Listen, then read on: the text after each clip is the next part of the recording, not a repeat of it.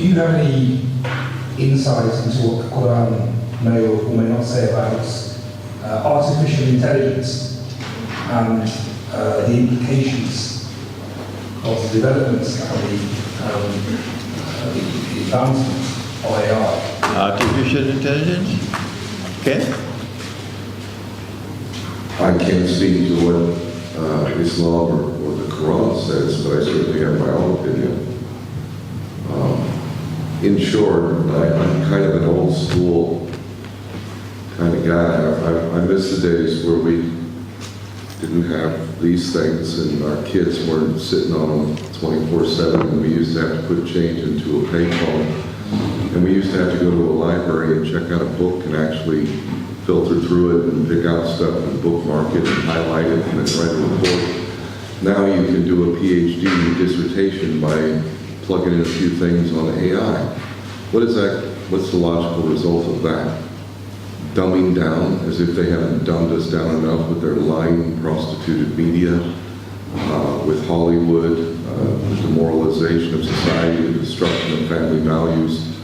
Now you just go to AI, and a lot of people who I respect are using it, and it's similar to the internet. I remember when the internet came out, initially I was so old school, I was like, I'm not going to do that. I'm going to do it the old way.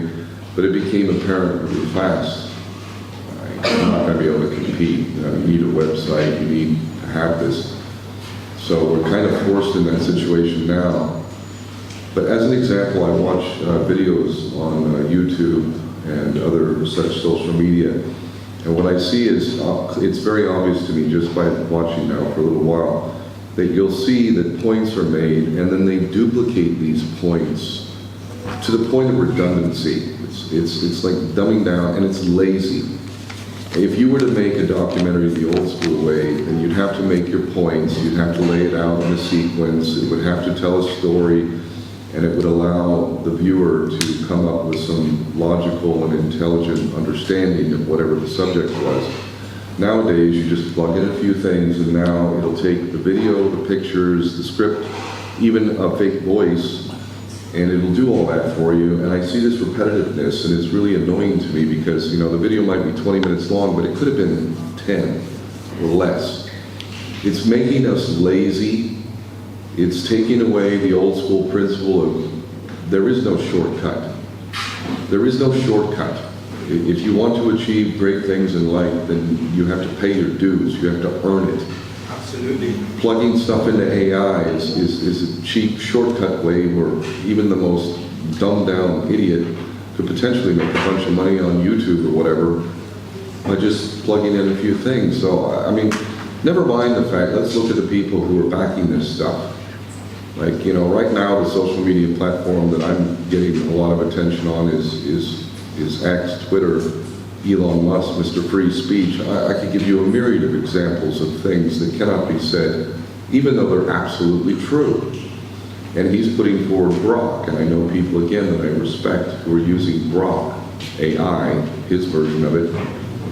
And didn't the movie Terminator, who's seen Terminator?